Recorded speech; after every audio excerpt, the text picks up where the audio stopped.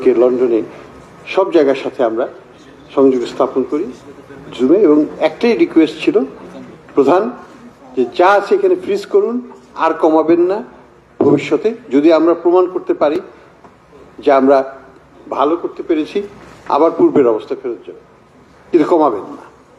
এবং the point that আমি emphasise করেছিলাম যে Bangladesh has a track record that we will make every cent payment obligation আমরা fulfil করব।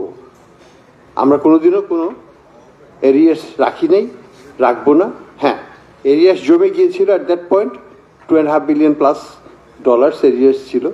So we have to make a commitment that এটাকে আমরা কমিয়ে নিয়ে জিরো করে দেব, এবং আমরা কোনো রকমের কোনো পেমেন্ট কারো এগেনস্টে, সেটা বাংলাদেশি কোনো নাগরিকের, আমরা বিদেশিদের এগেনস্টে ক্লেম রাখবো না। তো সেই দিকেই আমরা ধাবিত হই, এবং আমাদের যেটা অর্ডারটা প্রথমে যেটা ব্যাংকগুলোকে দেওয়া হয়েছিল যে take stock of the payment এবং let's settle the payments as fast as we can. Thankfully যেটা আমাদের সম্ভব হয়েছিল সেটা হচ্ছে যে আমাদের we got tremendous support remittance side থেকে, এবং এক্সপোর্ট মোটামুটি ভালো ছিল।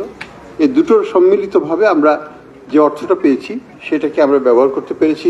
এই 2.5 বিলিয়নের উপর এরিয়াসটাকে ক্লিয়ার করতে পেরেছি আমরা খুব দ্রুততার সাথে। প্রত্যেকটা ব্যাংকে বলে দেওয়া ছিল যে যারই অব্লিগেশন হোক না কেন, সেটা এসআলএমের অব্লিগেশন হোক, সেটা এক্সিমকোর হোক, you have to settle the dollar payment, put what you call a demand loan immediately against the party and balance your books, but কোনো পেমেন্ট এরিয়া রাখা যাবে না, ডলার অব্লিগেশন আমরা রাখবো না।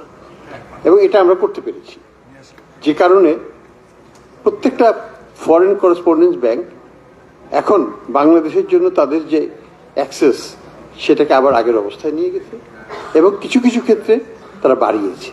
তো এই পরিবর্তনটা কিন্তু আমাদের খুবই দরকার ছিল, তা না হলে কিন্তু আমাদের যে ট্রেড ফাইন্যান্সিংটা সেটা বন্ধ হয়ে যাচ্ছিল, ইট ওয়াজ গেটিং চোকড, যেটা শ্রীলঙ্কার হয়েছিল, পাকিস্তানের জন্য হয়েছিল, যে কারণে এক্সচেঞ্জ রেট তখন ওভারশুট করতো। এটা একটা ফ্যাক্টর ছিল।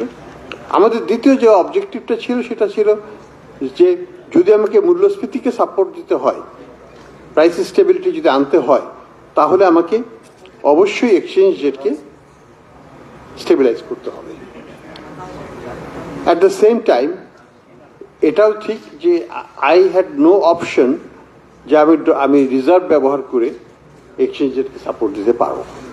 সো পলিসি দুটো ছিল। একটা পলিসি ছিল যে $1 বিক্রি করব না, এবং এখন পর্যন্ত I will say Bangladesh bank থেকে in support of exchange rate regime অগাস্টের 14 তারিখের পর থেকে $1 বিক্রি করা হয় টু সাপোর্ট এক্সচেঞ্জ রেট। তাতে কি আমাদের এক্সচেঞ্জ রেট কি কোথাও চলে গেছে? না, যায় নাই।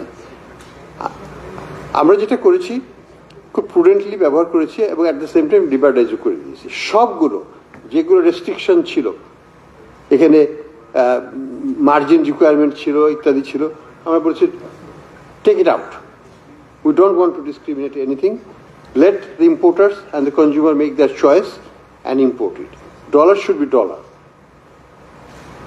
তো থ্যাঙ্কফুলি ইনিশিয়ালি আমাদের কিছু মোরাল সুয়েশন করতে হয়েছে, no question about that. Initially আমাদেরকে কিছুটা যুদ্ধ ঘোষণা করতে হয়েছে against Dubai based, particularly Dubai based যারা এগ্রিগেটার্স ছিল, এক্সচেঞ্জ হাউসগুলো, তাদের বিরুদ্ধে।